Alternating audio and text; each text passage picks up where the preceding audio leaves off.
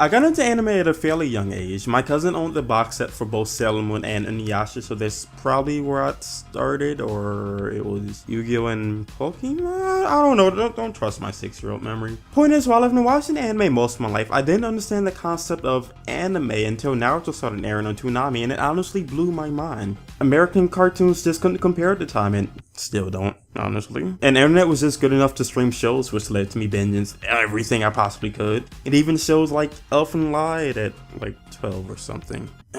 Of course, you hit a point where you start to slow down and your vacuous desires to consume all things anime, slow down as the excitement fades. And sure, every now and then something big will release that will light that fire again, but for the most part, I was left feeling like I had seen it all. That was it. I've reached peak anime. As if anime couldn't get weirder. And that's where Devilman Crybaby comes in. After hearing so much praise for the show and every big YouTuber hyping it up, I thought, why not? I'm mooshing off my friends Netflix, you might as well just check it out. And it was the most fun I had in a while. The pacing, the art style, the gore, it all felt so different. Of course, after finishing the show, I watched reviews to see what other people thought, and of course, most people loved it, but some didn't. And some raised the argument that people only like Devilman Crybaby because it's different. Because it was unlike most anime being produced nowadays, and people overrated it. Less quality, more, hey, I haven't seen this before. To prove this wrong, I tried to ask myself, well, what do I actually like about Devilman Crybaby? Well, the gore, I thought, but I've seen many shows with violence and gore in it that didn't automatically make me like them. And I've also seen many shows with sex in it. Well, not gay sex, but and I was pretty stumped. I can't describe to you why I like this show so much. And it's not just a matter of not being used to breaking down shows, because I can tell you exactly why I love other good shows like Made in Abyss.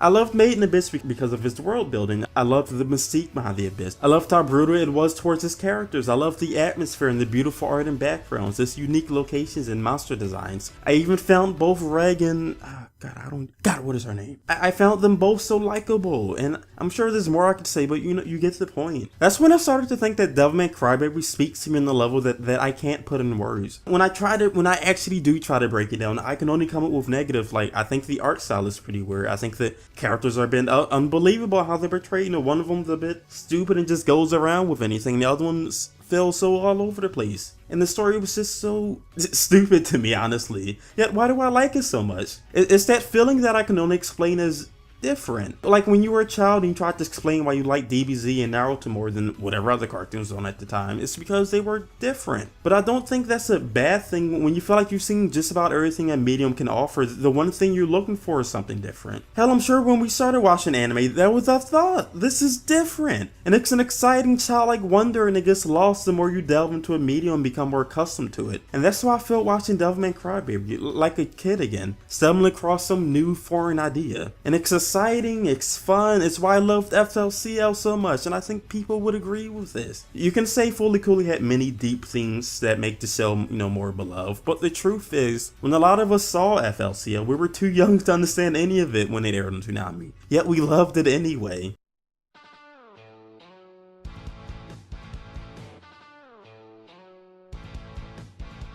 But then all of a sudden, freaking Haruko pops in, pink-haired girl crashes into Naoto with a freaking Vespa, this motor scooter thing, and then she starts freaking out, screaming all over the place, then she kisses him to bring him back to life, and giving CPR, and I'm just sitting there like, I'm trying to put myself in the mindset of it, like, I loved FLCL, and I still do rewatching it, even if I still don't fully understand what's happening. But imagine if more shows were done like FLCL, then it would just be a normal show. Fully Cooley wouldn't be special anymore. But it's that difference and experimentation that breathes new life into us, I think. Now think of shows like Black Clover. We've ragged on it for how cliche it is, and how it's just full of shonen tropes. And I've even thought that people like Black Clover were just kind of stupid, far beneath an intellectual powerhouse such as myself. But imagine this. Imagine you've never seen Naruto or Bleach or any of the other bigger shonen anime. Or imagine that Black Clover came first. I'd imagine we all think differently, and the reception for the show would have been a wee bit better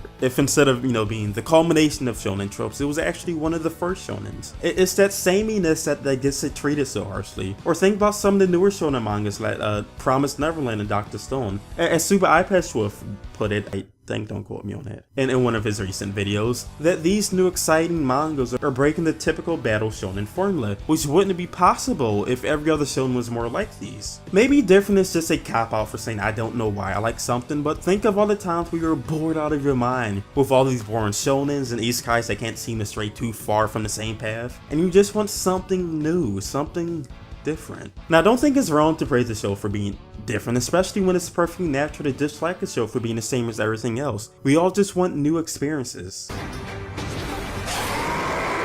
And that's what Devilman Crybaby feel like to me, a new experience. So do you think about the terms different and unique as a selling point and a reason to watch the show? If you enjoyed the video, please drop a like and sub to my channel. And don't forget to hit that bell button for notifications. Thanks for watching.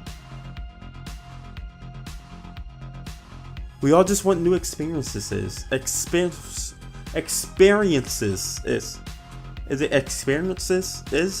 We all just want new experiences. No, I'm not pronouncing that right. Experiences. Oh god. Oh no, this is my second take. I can't do this. Experiences. That doesn't sound right.